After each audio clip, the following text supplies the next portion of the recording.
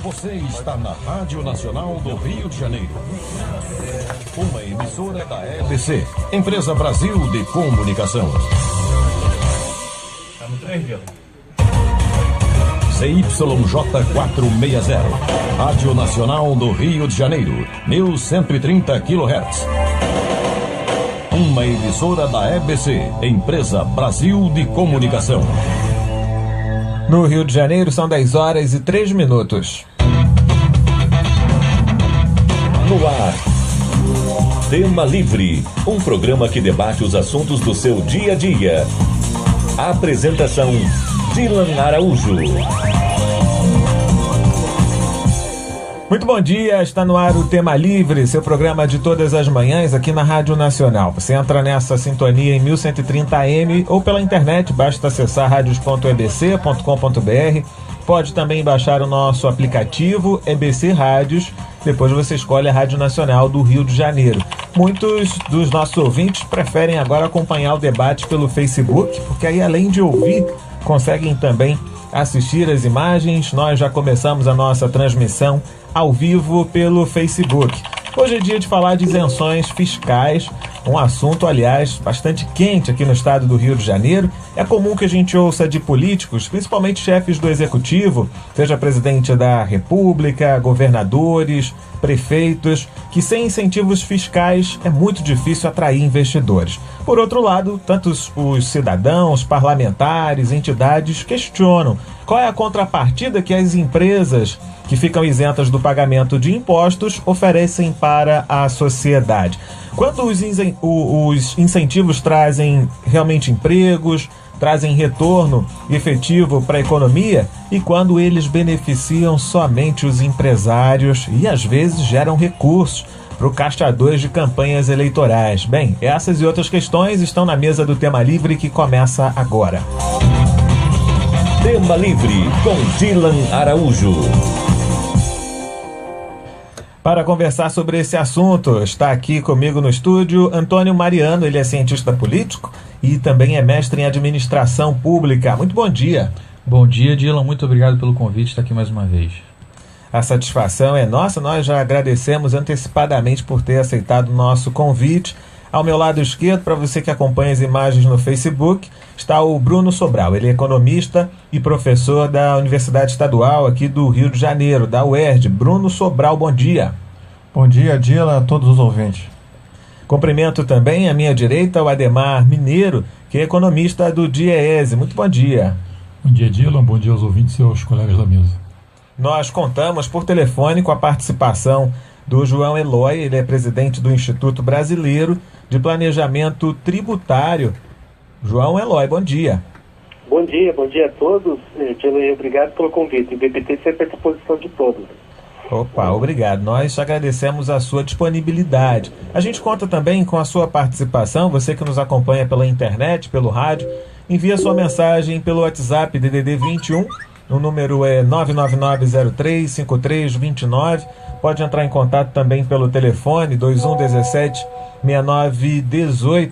A nossa assistente de estúdio, Maria da Glória Ferreira, a nossa produtora, Alessandra Richtenkauf, aguardam o seu contato. E a gente lembra, você pode participar diretamente pelo Facebook, que tem sido a escolha de muitos de vocês que acompanham o Tema Livre. Já faz o comentário, a pergunta direto na nossa transmissão pelo Facebook. Bom, esse assunto das isenções fiscais, ele está bastante quente, sobretudo aqui no Rio de Janeiro, por conta da grande controvérsia, enfim, polêmica envolvendo tanto o atual governador, Luiz Fernando Pezão, quanto o ex-governador Sérgio Cabral.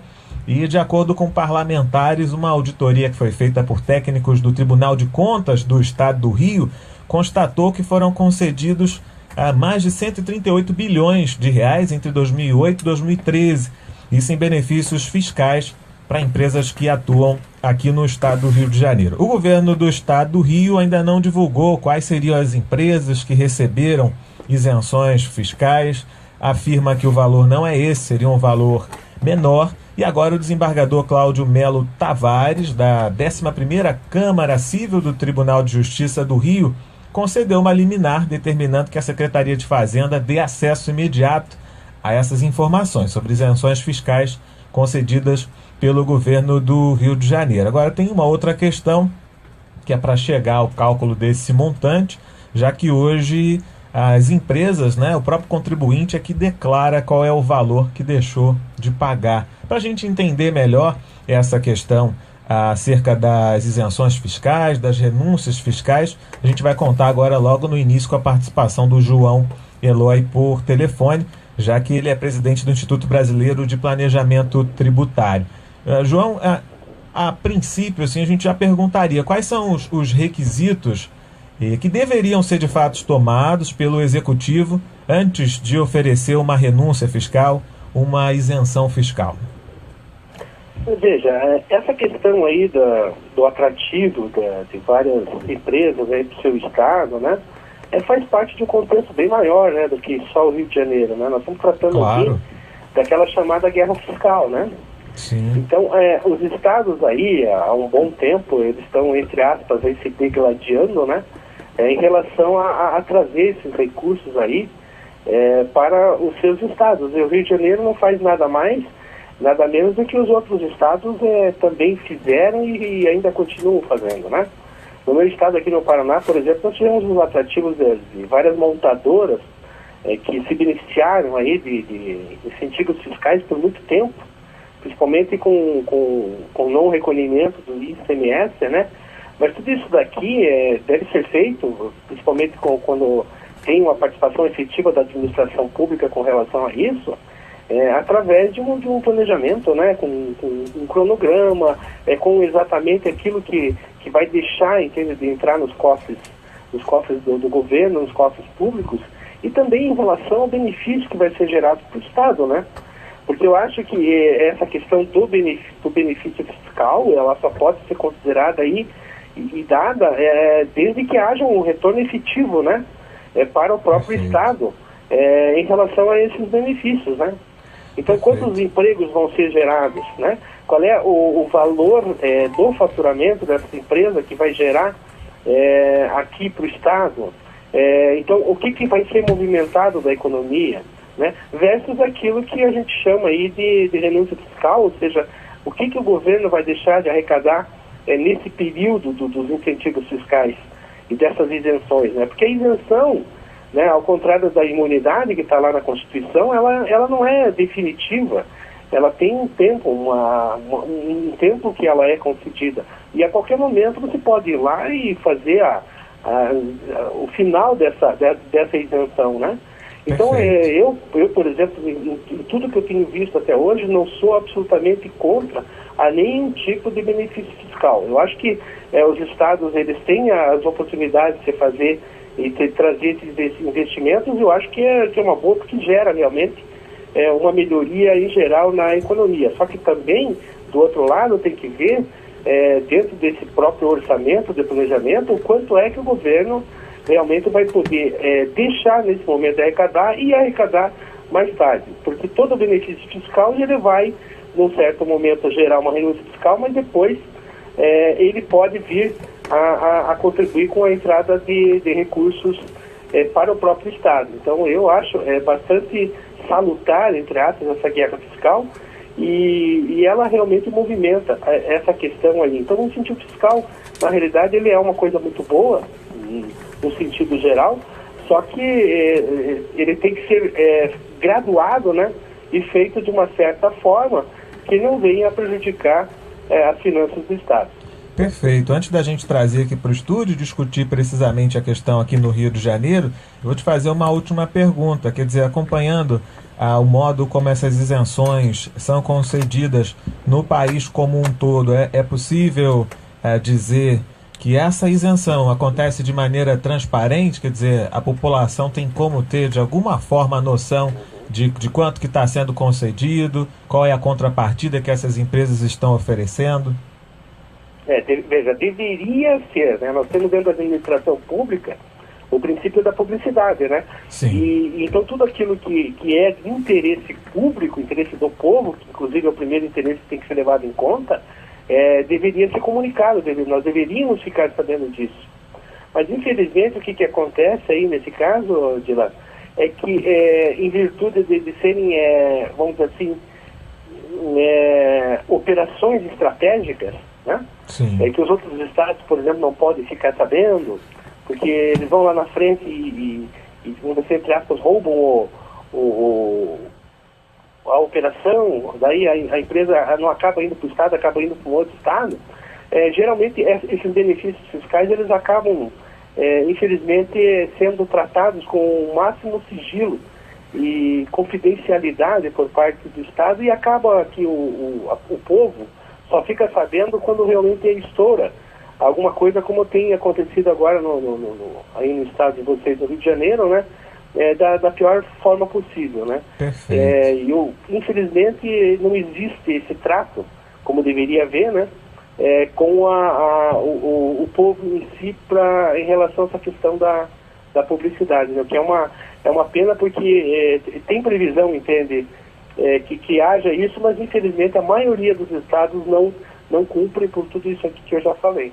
Perfeito. Então eu agradeço a sua participação, João Eloy Olenick, presidente do Instituto Brasileiro de Planejamento Tributário. Obrigado pela atenção com os ouvintes do Tema Livre. Eu que agradeço, eu desejo um bom dia a você, um bom dia aos colegas que estão aí no estúdio, né? E um bom debate aí, tá?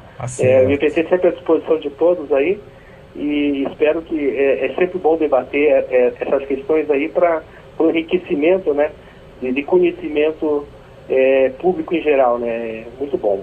Um bom dia a todos os ouvintes. Obrigado. Um bom dia para você também. Agora, 10 horas e 14 minutos, para a gente falar um pouco mais da questão do Rio de Janeiro, embora a discussão continue sendo em torno das questões da isenção fiscal, da renúncia fiscal. Ademar Mineiro, a gente consegue calcular de alguma maneira o impacto no orçamento? É correto, aliás, falar de impacto no orçamento quando a gente trata desse valor que o governo deixa de arrecadar, abre mão de arrecadar, alegando, pelo menos a priori, que isso vai trazer retorno para a economia do Estado? Não, evidentemente tem um efeito, inclusive é votado, né, como tal, é votado dentro do orçamento, né? O fato de que você não tem transparência, aí é um problema grave, né?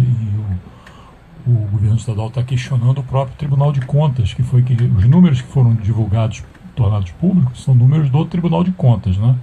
Que ele fala desse valor, um pouco acima de 130 bilhões de reais, dos quais 30 e poucos bilhões não seriam recuperáveis, os outros talvez sejam recuperáveis, né? Então esse é o debate que está colocado. Agora, é evidente que isso deveria ser transparente e sujeito a regras.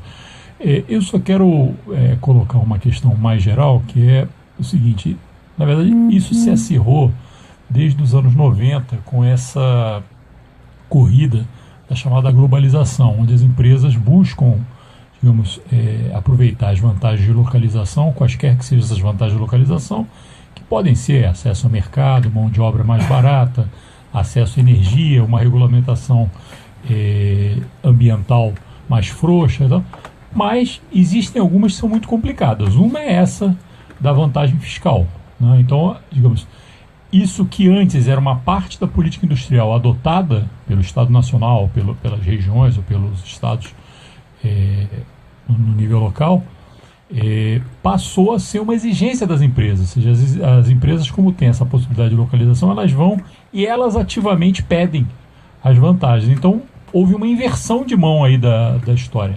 Não estou dizendo, digamos, porque tem uma parte, como você falou na sua introdução, uma parte do que está sendo discutido aí, evidentemente não tem a ver com política industrial, tem a ver com crime, né? É outro debate. Exatamente. O debate, como eu não sou advogado, não quero entrar nesse debate. Mas o que diz respeito à isenção fiscal, deixou de ser um tipo de política industrial ativa de captação das empresas e passou a ser uma exigência das empresas, assim como outras coisas que são feitas pelas empresas. Por exemplo, as empresas instalam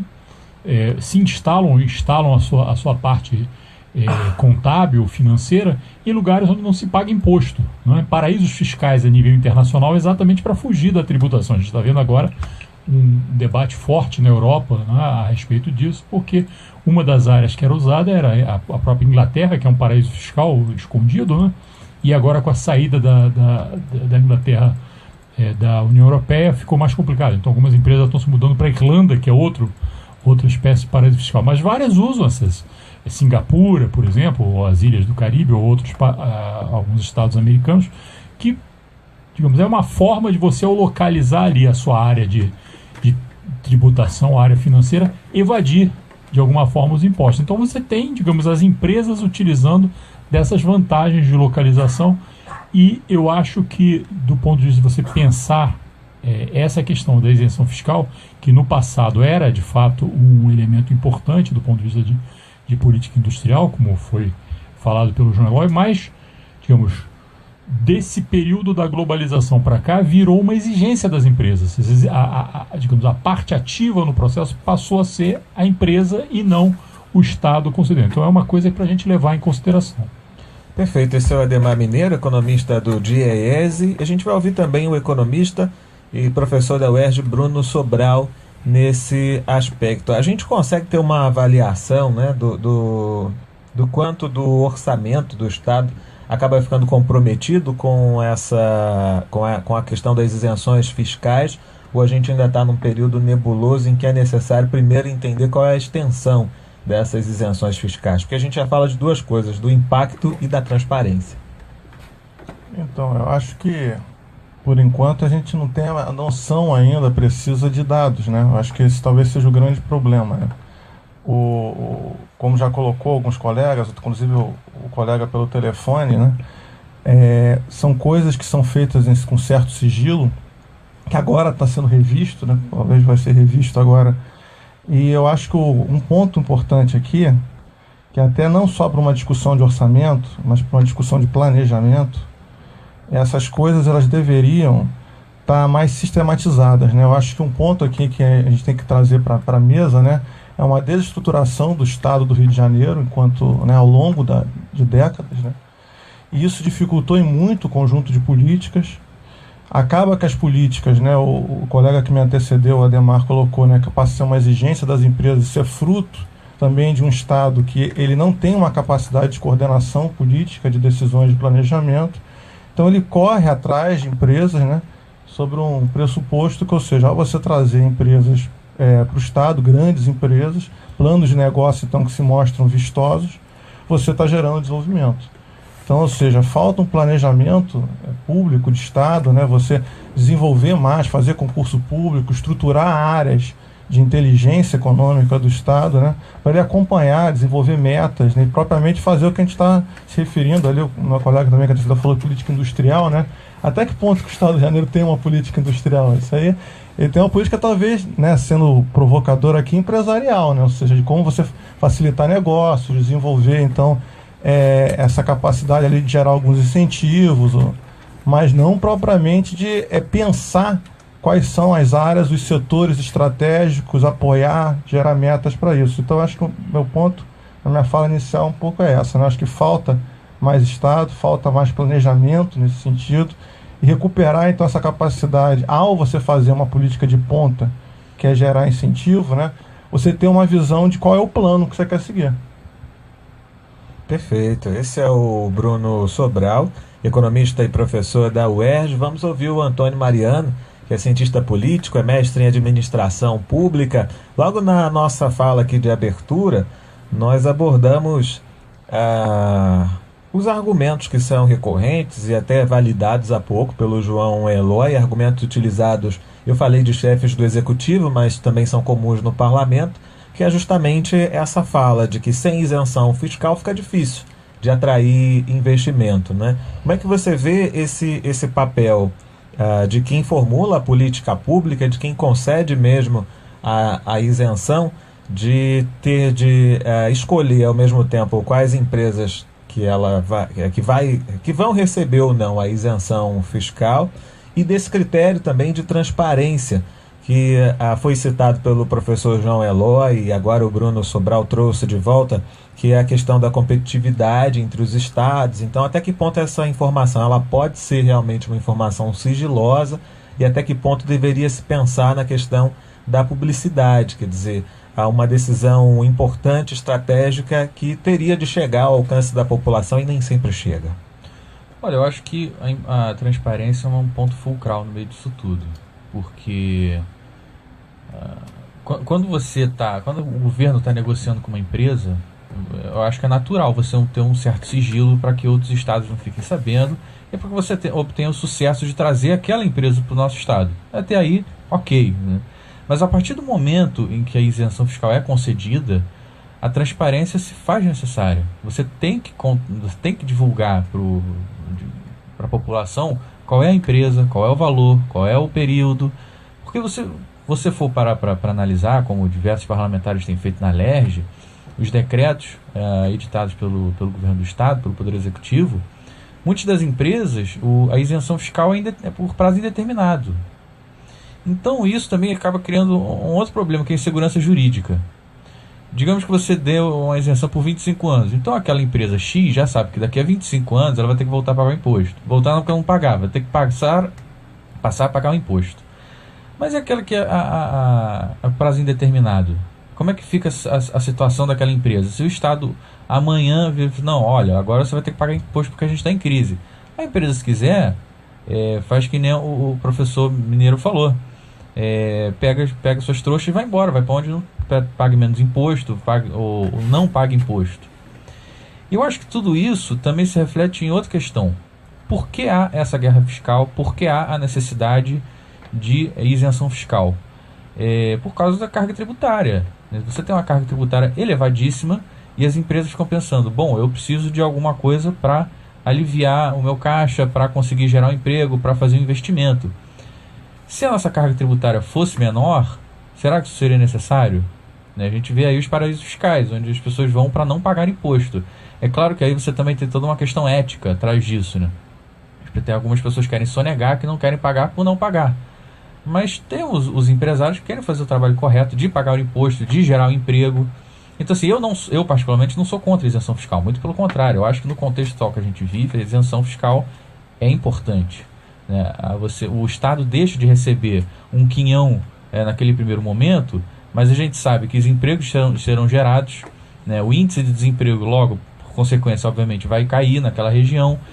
E você gerando emprego, você gera renda. Aqueles empregados, aqueles 100, 200, 1000 empregados, novos empregados, vão acabar consumindo, vão pagar imposto na conta de luz, na conta de água, no cinema, no mercado. E tudo isso, num segundo momento, vai acabar voltando para o Estado, sim. Então, eu não sou contra a isenção fiscal. Eu acho que, infelizmente, é uma coisa a ser debatida do modo como ela é feita.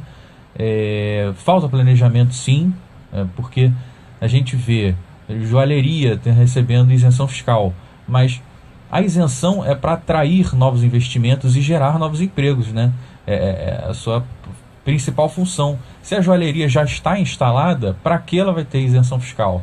Para que termas vai ter isenção fiscal? Não faz o menor sentido, né? Então, se fosse uma montadora de carros, ok, louvável, mas não é o que a gente viu, né, infelizmente. É verdade, você citou a questão das joalherias, a gente sabe que existe agora, tem investigações em curso, não só com relação ao ex-governador Sérgio Cabral, vinculada à compra de 7 milhões de reais em joias, valor pago em dinheiro para uma joalheria, mas o próprio governador Luiz Fernando Pezão já está intimado a prestar contas sobre isenções fiscais que envolvem a Sara Joias, uma joalheria. E nós temos dados de que, no total, 20 joalherias entre 2008 e 2013 receberam 282,8 milhões de reais em isenções fiscais. E, recentemente, o governo informou que esse decreto que concede os incentivos para as joalherias não prevê contrapartida das empresas. Então, se a gente se perguntar, né, qual é a contrapartida, é difícil de dizer, porque o próprio governo diz que esse decreto não prevê que essas empresas tenham que dar ou não dar contrapartidas, né? Agora, pensando nessa questão das contrapartidas, eu pergunto para você, Ademar Mineiro, qual é a garantia que se tem de que os valores, para além da questão do emprego que é gerado, né, mas os valores que são recebidos pelas empresas, existe alguma garantia de que eles sejam investidos na mesma cidade, no mesmo município, ou sequer pelo menos no mesmo país? Porque a gente fala de isenções fiscais, e isso, é claro, tem um alcance não só local, mas será que essas empresas, esse dinheiro ele realmente fica no país, por exemplo? Existe alguma garantia nesse sentido? Olha, você tem formas de tentar controlar. Né? Evidentemente, se as empresas quiserem investir em burlar, elas sempre vão ter alguma flexibilidade para fazer. Mas você teria formas, né? Isso não vale só para as isenções fiscais, vale também para créditos públicos, por exemplo. A maior fonte de crédito do Brasil é o BNDES. Várias vezes não são exigidas contrapartidas dos recursos do BNDES. A mesma coisa vale para isenções fiscais. Houve um debate forte a partir de 2011, 2012, pelo próprio governo federal. O governo Dilma concedeu uma série de vantagens fiscais, né? E, de fato, algumas dessas vantagens foram dadas a empresas transnacionais, sem exigências de contrapartidas, né? E essas empresas atravessavam e ainda atravessam momentos difíceis nas suas matrizes, né, com a crise de 2008, e se sabe que uma parte grande desses recursos acabou sendo remetido para o exterior para salvar a pele das matrizes das empresas. Ou seja, você deu uma vantagem às empresas, elas embolsaram esse recurso e transferiram boa parte disso para suas matrizes. Então é um problema, né? Do ponto de vista do Estado, evidente que você deveria, digamos, ter, não só como foi falado no começo pelo presidente do BPT, né, você precisaria ter a transparência disso, né, vale também para o BNDES, recurso público tem que ter transparência. Essa escorada que os governantes dão permanentemente na questão do sigilo, né, acaba, digamos, permitindo uma série de falcatruas. Então, eu acho que, digamos, o acordo primário vai usar recurso público via isenção fiscal, via BNDES, saiba de antemão que a contrapartida disso é que isso vai ser controlado e vai ser dado transparência. Ok, não quero usar, tudo bem, você tem o direito de buscar outro caminho, né? No caso do crédito, vá buscar crédito num banco internacional, num banco nacional e não num banco público. Né? Mesma coisa no caso da isenção fiscal. Né? Você não quer, bom, instala-se em outro lugar ou instala-se aqui sem usar a isenção fiscal. A gente sabe, no caso das joalherias ou algumas outras empresas, na verdade elas estão instaladas no Rio por conta do mercado. Né? O mercado, inclusive, não só o mercado nacional, mais do que isso, o mercado dos turistas que vêm aqui e acabam comprando. Então, essas empresas não teriam outra opção de instalação. É diferente, por exemplo, de uma empresa. Por exemplo, você tem uma empresa que forneça carros. A gente vê na cidade. Vários dos carros têm placa de Belo Horizonte, de Curitiba, etc. São lugares que dão facilidade para esse tipo de instalação. Você vai para lugares, empresas de informática, às vezes até bancos, né, lá, que agora estão instalados na Grande São Paulo. Os bancos vão se instalar em Barueri, em Osasco, em Guarulhos, onde pagam menos impostos do que em São Paulo capital. Né? Então, isso é parte do jogo. Agora, no caso de uma joalheria, não tem muita opção, porque ela tem que estar onde está o turista. Né? Então, ela vai se instalar em Copacabana, Ipanema, Leblon, que é onde estão os turistas, né? Onde é o mercado consumidor. O mercado consumidor, embora a gente esteja vendo grandes valores, não é o Sérgio Cabral ou não é o Pezão. Esses são, digamos, compradores eventuais. Os compradores são os turistas. Então, essas empresas não teriam outra possibilidade de instalação a não ser nessas regiões. Dá vantagem para as empresas, na verdade, elas não vão aumentar o número de funcionários, porque elas vão colocar funcionários na medida que vendam, né? Então, e também não vão vender mais ou menos por conta disso. Elas vão embolsar, né, um lucro maior, né? Ou, digamos, devolver na forma de algum tipo de favor aos governantes que as isentaram, o que é mais complicado ainda. Mas, como eu falei, isso faz parte dessa questão criminal, que eu não quero entrar nessa discussão. Mas, do ponto de vista da isenção fiscal em si, digamos, o que é dado pelo Estado, a contrapartida deveria ser, digamos, a exigência de contrapartidas claras do ponto de vista de investimento, de expansão do emprego, de condições de trabalho, eventualmente, né, de desenvolvimento de tecnologia, o que quer que seja, aqui, no local onde ela está se instalando e recebendo incentivo.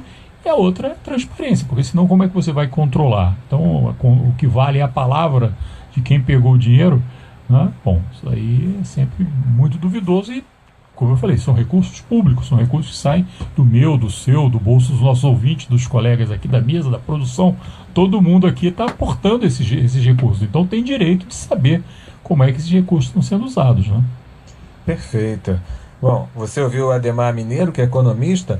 Eu vou aproveitar aqui algumas questões que foram colocadas para passar para o Bruno Sobral, também economista, mas a essa altura eu vejo que ele já fez anotações, fica à vontade para trazer os demais apontamentos, mas eu incluiria a seguinte questão: tanto o Antônio Mariano quanto o Ademar Mineiro fizeram referências a essa possibilidade de negociação entre o Estado e as empresas. O Antônio Mariano chamou a atenção para que a gente olhe para esse contexto no qual os estados precisam competir entre si, né, para poder trazer as empresas. Eu te perguntaria em que condição está o Estado hoje como negociante para abrir mão ou não de receber empresas aqui no estado do Rio, por exemplo, né? Até que ponto o governo está em condições de negar ofertas ainda que não sejam tão vantajosas assim para a economia do governo do estado? Porque a gente sabe que na relação entre negociantes não necessariamente são negociantes iguais, né? Com certeza, né? Na verdade, o ponto, se você entender os incentivos fiscais, eles estão dentro de um contexto de guerra fiscal, já é totalmente desigual ali, né? Porque, ou seja, são, como já foi colocado no início, né? O próprio professor Ademar mencionou isso também, que, ou seja, é a empresa que pede o incentivo, né?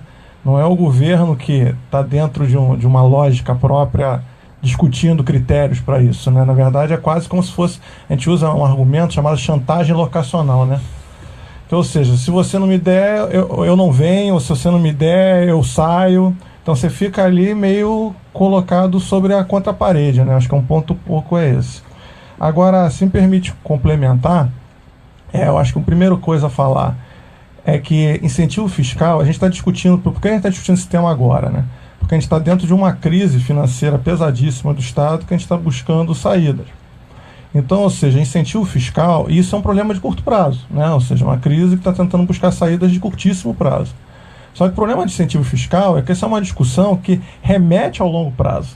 É o que você está pensando em termos de futuro, ou seja, quais são os setores, o que você deve desenvolver. Então, a gente tem que, inevitavelmente, né, não ficar aprisionado a colocar, os meus colegas, né, colocaram claro, a gente não pode demonizar incentivo, e sim discutir critérios pensando esse longo prazo, né? Qual é o desenvolvimento, qual é a estratégia de desenvolvimento que a gente busca para o Estado. Então esse é o primeiro ponto. E o segundo ponto associado a isso é que nessa visão mais ampla de crise, né, a gente não pode buscar uma única solução, né? Então acaba que veio esse tema à tona, porque justamente você está ali, né, com pressões de várias classes, de vários grupos, né, cada um tentando direcionar para um lado o que seria a razão maior, a razão cara do problema, quando na verdade é um conjunto de problemas, né? A gente pode até avançar nessa discussão mais adiante para não me alongar muito, mas é importante colocar que também, divergindo aqui particularmente do Ministério Público, ou seja, os incentivos fiscais não é apenas ou a principal causa da crise fluminense, né? Isso que é importante também ter claro, né? Não deixar de falar isso no debate. É uma questão importante de ser colocada, mas também não é a única, né? Existem diversos problemas a serem atacados, e os incentivos, para ser atacados de uma maneira séria, você tem que colocar no plano de referência qual é a estratégia de desenvolvimento que você quer para o Estado.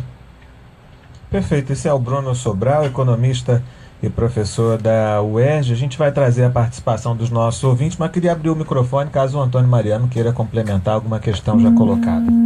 É só corroborar com o que o Bruno disse, que a isenção fiscal hoje também não é o principal ponto da nossa crise, né? A nossa crise é uma soma imensa de fatores.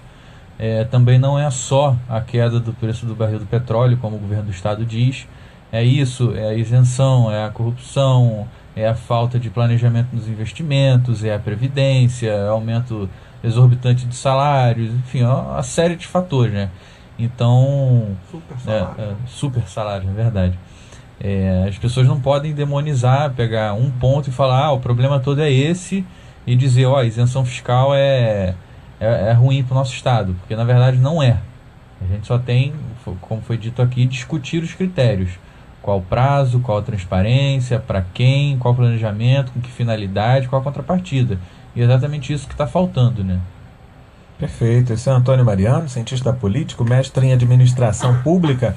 Nós vamos trazer agora a participação dos nossos ouvintes com a nossa produtora Alessandra Richtenkauf, que está de volta depois das férias, então eu dou as boas-vindas e o bom dia também para a Alessandra. Bom dia, obrigada. Então, nós estamos com a participação aqui pelo Facebook, o Ricardo Marinho, ele fala o seguinte: excelente tema nessa hora de ajuste fiscal da dita austeridade. A Fátima Regina Campos Araújo fala o seguinte: a cobrança para nós todos é feita direta no contra-cheque e quando erramos na declaração, caímos na malha fina. Enquanto isso, a classe com poder aquisitivo maior fica sempre sendo beneficiada. E por fim, tivemos também a participação do Heraldo Carvalho da Silveira. Ele fala o seguinte: o Estado mínimo e a baixa tributação são mantras do liberalismo. Nunca funcionou em lugar nenhum.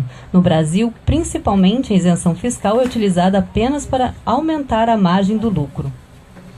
Perfeito. Está aí a participação dos nossos ouvintes pelo Facebook. O professor Ademar Mineiro, economista do DIEESE, quer comentar a participação dos ouvintes? Eu acho que, digamos, você tem uma crítica difusa aí nos ouvintes, do que agora, por exemplo, está voltando numa forma, digamos, mais aberta e forte nos Estados Unidos, que é o questionamento ao que, do debate americano, o debate na América do Norte, porque no Canadá é a mesma coisa, você acaba chamando de corporate welfare, né? Ou, digamos, o bem-estar corporativo, né? Então, digamos, cada vez menos se preocupa, as políticas de Estado se preocupam com o antigo bem-estar social, que é a base lá da sociedade que se montou desde o final da Segunda Guerra Mundial até os anos 80, né? E se preocupa com essa história do bem-estar corporativo, né? Do qual, digamos, a questão das facilidades fiscais em geral é um dos temas. A gente está vendo agora, por exemplo, o presidente eleito dos Estados Unidos falar, ao mesmo tempo, digamos, oferecer um pacote grande de investimentos públicos, né, que vão ser feitos nos Estados Unidos, e do outro lado falando em redução de impostos, né, que soa como música, né, uma música boa no ouvido das empresas. Isso faz parte dessa visão aí do tal do bem-estar corporativo. Esse é um debate internacional, esse é um debate no Brasil também, e eu tenho certeza, a gente não estaria fazendo esse debate fortemente se a gente não tivesse entrado numa crise de proporções monumentais, né? Onde esse tema é um dos temas, né? Como foi falado aqui, digamos, é um tema importante, como vários outros temas são importantes.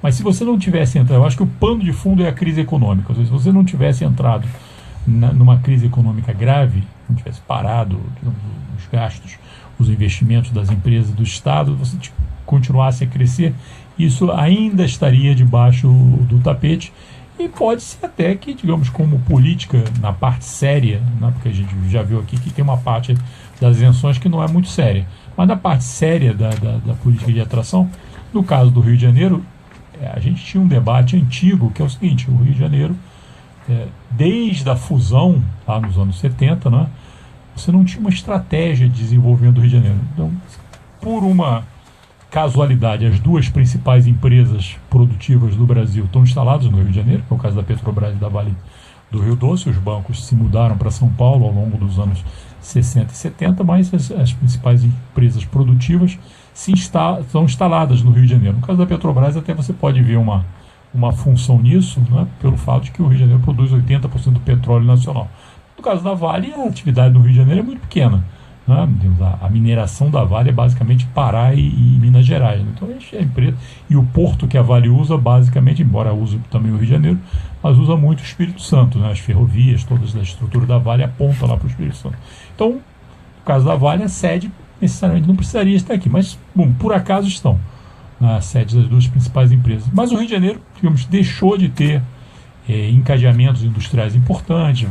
Enfim, foi citado aqui no começo pelo João Luiz o fato de que, por exemplo, o Paraná também deu isenções fiscais à indústria automobilística e, digamos, várias delas se instalaram, né, no Paraná. Então o Rio de Janeiro também usou isso, e algumas empresas automobilísticas nos últimos anos acabaram se instalando aqui no Rio de Janeiro, basicamente no sul do estado, né? Então você tem, digamos, uma parte disso daí que pode ser visto como uma estratégia séria de captação de empresas e tentar digamos, adensar a produção industrial no Rio de Janeiro e montar essas cadeias produtivas no Rio, que foram sendo, digamos, desmontadas, na verdade, desde a época que o Rio de Janeiro deixou de ser capital do país e, digamos, mais fortemente desde a época da fusão, né? Então, digamos, nos últimos anos, você passou a ter alguma estratégia aí de tentar trazer as empresas.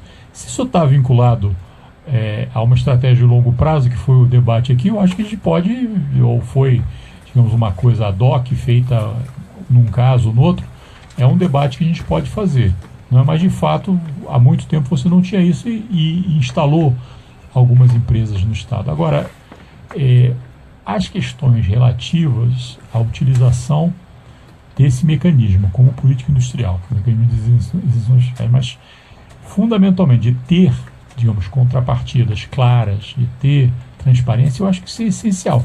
E quando a gente vê, quando a crise aparece, tudo vira um grande problema, inclusive essa questão, né? Porque você tem aqui, quando você começa a somar, as pessoas estão querendo, digamos, ver como é que sai da gravata que está apertando. Então você soma, digamos, a dívida ativa que não é paga no Estado, né? A questão das isenções fiscais. Bom, você vai chegando a valores que vão se aproximando do valor que você tem que cobrir do problema, né? Então isso, evidentemente, passa a ser um tema muito mais quente. Agora, eu acho que a gente tem que um pouco separar as duas discussões, né? Acho que isso foi colocado antes e eu acho que é fundamental.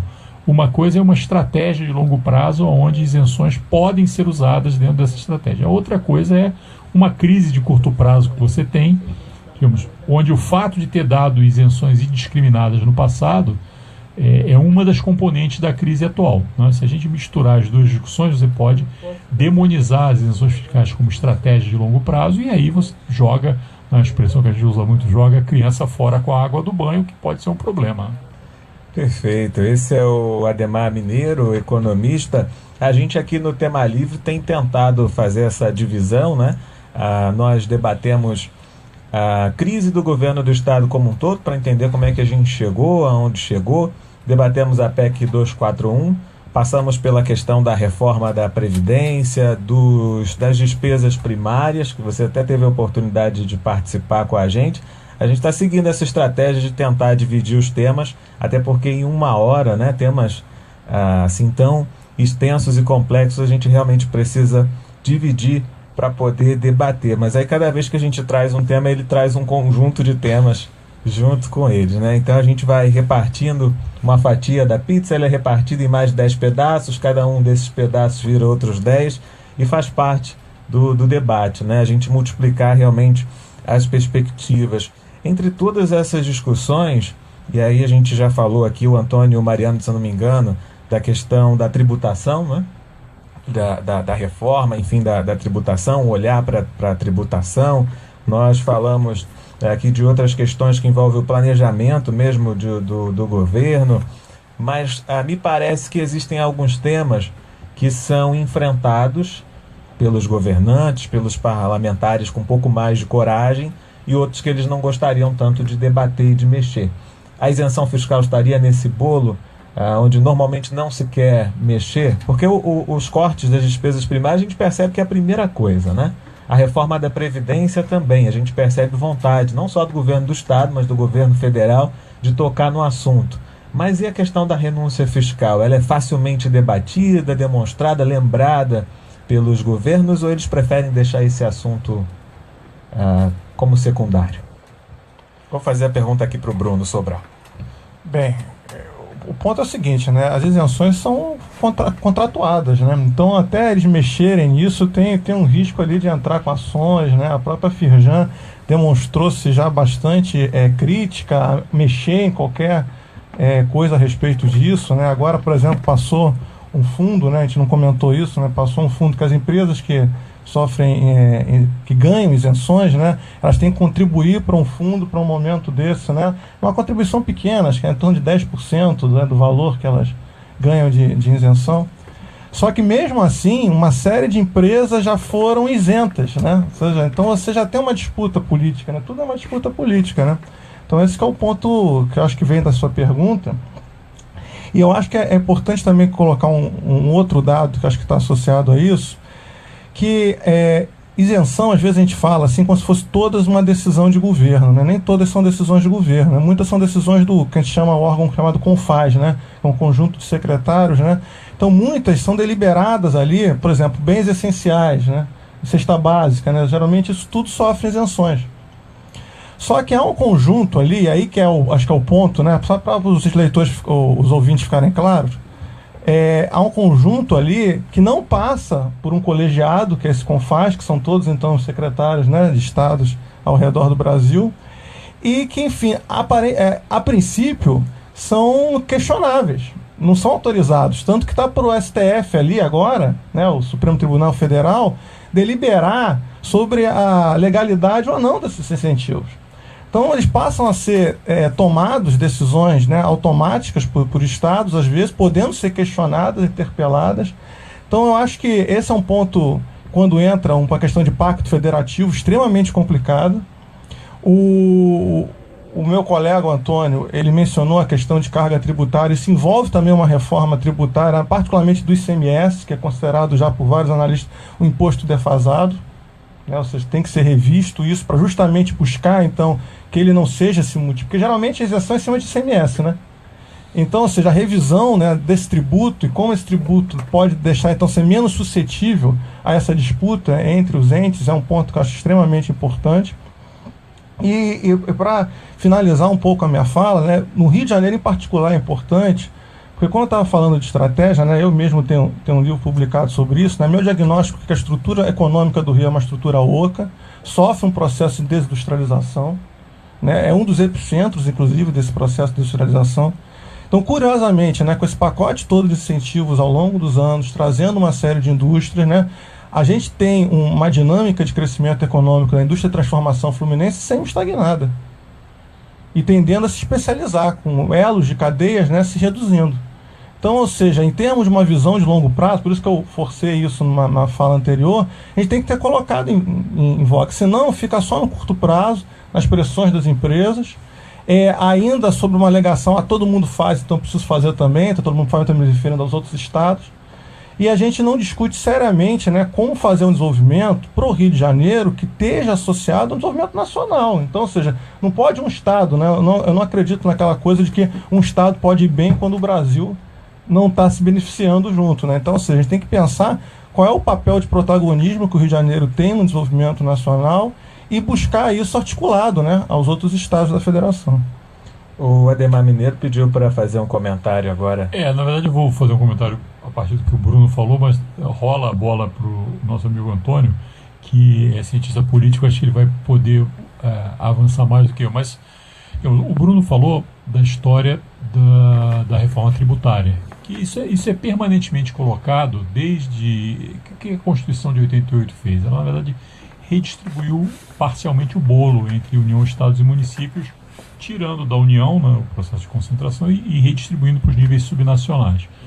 Ao longo da década de 90, no processo pós-Constituição, você botou uma série de mecanismos para tentar reconcentrar, né, através das contribuições, de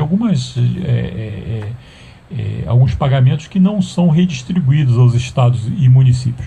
Bom, além desse mecanismo, sempre se falou, e eu coloco isso, o ex-presidente Fernando Henrique colocava isso como uma questão fundamental, depois o ex-presidente Lula também colocava isso como uma questão fundamental, que era a questão de fazer a reforma tributária, né? Só que, digamos, ao começar a discussão, todo sujeito que está lá sentado na cadeira do Executivo Federal percebe que o que vai entrar no debate não é muito isso que a gente está falando, de como é que você aprimora a arrecadação, de como é que você tira, digamos, o peso do consumo e coloca na especulação, como é que você tira o peso da produção e coloca na especulação, não é nada disso. Quando entrar na discussão do parlamento, como boa parte dos deputados é candidato a prefeito e boa parte dos senadores e alguns deputados são eventuais candidatos a governador, de novo, como é que redistribui o bolo. E aí o Executivo Federal fica com medo e essa questão nunca é levada. Então você, digamos, de um lado, não tem uma discussão mais séria, né? E talvez o Antônio possa falar isso porque ele é cientista político, né? Mas você tem um problema aí de uma equação que não é econômica, né? Mas é uma equação política muito complicada. Quer dizer, que se você levar para o parlamento, você sabe que não é isso que a gente está discutindo que vai ser o centro do parlamento. O centro do parlamento vai ser como é que redistribui o bolo. E aí, obviamente, a União vai ficar boba. A não ser que esteja uma fase de crescimento absurdo em que a União não veja isso como um problema, né, como quando os deputados acabaram com a CPMF. Né? O país estava crescendo, isso daí era compensado pelo crescimento econômico. Bom, vamos fazer. Agora está fazendo falta, mas lá atrás, quando foi tirado, não estava. Então, eu acho que, digamos, as pessoas têm que perceber que tem um problema real aí também, quando a gente fica falando, tem que fazer a discussão, mas também todo mundo sabe que, a sério, quando isso for levado para o Congresso, provavelmente não é isso que a gente está falando aqui que vai ser discutido. Perfeito. O Ademar Mineiro rolou a bola. Vamos ver se o Antônio Mariano chuta ou faz o corta-luz.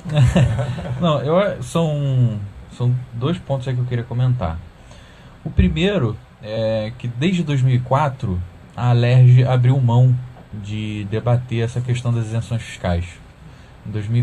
Até 2004, toda isenção fiscal tinha que ser feita por projeto de lei e tinha que ser debatido no Parlamento Fluminense. Ou seja, debater entre os pares eleitos representantes do povo do Estado do Rio de Janeiro. Ou seja, de alguma maneira, mesmo que indiretamente, o povo estaria ali debatendo aquela isenção fiscal. Então, desde 2004, ou seja, há 12 anos, quase 13 anos atrás, a Alerj simplesmente abriu mão. Falou, não, agora o governador pode decidir aí num decreto, senta lá com o secretário de Fazenda e decide quem vai dar a isenção fiscal. Esse é o primeiro ponto, que remete àquilo que a gente falou no início da questão da transparência. É uma das competências da Alerj, né? Fiscalizar. É uma das competências da Alerj também, do poder legislativo fiscalizar, não só legislar, mas também fiscalizar o poder executivo. Exato. E o segundo ponto que o Mineiro falou sobre a questão da reforma tributária, enfim, o parlamento discutir isso. É uma questão tão complicada que a gente vê que está aí sendo debatida há mais de 20 anos e não se chega a nenhuma conclusão. Mas eu acho que às vezes é um próprio paradoxo que, assim, se tantos deputados e tantos senadores serão candidatos a prefeito e a governador e vão passar por aquele problema da redistribuição dos impostos, dos tributos, por que eles afinal não discutem isso e não fazem? Porque é política, né? Enfim, o governo federal sempre fala, não vamos fazer porque não se preocupe, porque eu vou enviar a verba tal para o seu estado quando você precisar. Então ele fica ali em cima da pressão, o executivo continua fazendo pressão em cima do Congresso, falando, não se preocupem porque eu vou socorrer todos vocês, né? Só uma anedota que é até verdadeira, que eu ouvi isso acontecer na campanha da reeleição de 2014. O governador vinha dizendo assim, não, porque o nosso estado, isso claro, não era debatido publicamente, né? Até então o estado estava às mil maravilhas. O governador dizia assim, não, a gente sabe que em breve vai chegar a crise, a gente vai precisar de uma ajuda e tal, mas não se preocupem que eu vou ligar para a presidente da República e ela vai me ajudar. Então ela vai me enviar o dinheiro, está tudo resolvido, não precisamos nos preocupar. Eu vi isso acontecer, né? Então é mais ou menos nesse caminho, né? Por que afinal então o Congresso não discute a questão da reforma tributária e sempre vai empurrando com a barriga? Porque fica sempre uma coisa entre amigos, falando, não, uma hora quando eu precisar eles vão me ajudar. O Estado brasileiro, o governo federal não tem dinheiro, eu puxo o telefone, ligo para o ministro e ele me ajuda. Então é basicamente isso. E chega a questão da crise, chega na hora da crise, a gente vive o que nós estamos vivendo. O governador achava que o governo federal não ia entrar em crise, né? Ia ficar bem, ia ser só o Estado, acabou que os dois entraram no buraco juntos. E a gente está onde está. Perfeito. A gente lembra, né, de falas do atual governador do estado do Rio de Janeiro, dizendo que ia levar o Pires lá para Brasília. Ele usava essa expressão, né? Vou levar o meu Pires para pedir. Vou levar o santo Pidão lá. É verdade. E agora está difícil, né, de para onde levar o Pires nesse momento de crise econômica que vai além do estado do Rio de Janeiro. Bom, eu só tenho tempo de agradecer mesmo a participação de vocês, começando pelo professor João Eloy Olenick. Ele participou do Tema Livre logo no início do programa, ele que é presidente do Instituto Brasileiro de Planejamento Tributário. A gente reforça aqui o nosso agradecimento, mas agradecer também ao Antônio Mariano, cientista político, mestre em administração pública, participando aqui com a gente do Tema Livre no estúdio. Muito obrigado. Eu que agradeço, Dylan, Alessandra e a todos os ouvintes pelo convite. Agradeço também ao Bruno Sobral, economista e professor da UERJ, pela participação no Tema Livre. Agradeço ao Dylan, aos meus colegas aqui de mesa e a todos os ouvintes também. Agradeço ainda ao Ademar Mineiro, economista do DIEESE, contribuindo com a nossa discussão aqui do Tema Livre. Obrigado a todos. E é claro, agradecer a você que acompanha o Tema Livre pela internet, pelo rádio e que contribui também, envia suas questões, participa pela internet, principalmente pelo Facebook. É importante que vocês ocupem o Tema Livre, que é um espaço público. Hoje nós discutimos quem é que ganha com as isenções fiscais. O programa fica por aqui, a gente volta amanhã, ao vivo, a partir das 10 horas da manhã, e a gente vai discutir as ocupações nas escolas e a proposta de reforma do ensino médio. Então, a partir das 10 horas da manhã, você está convidado para debater esse tema conosco. Você fica agora com o Nacional Informa e, na sequência, com o programa Alô Daisy. Até logo!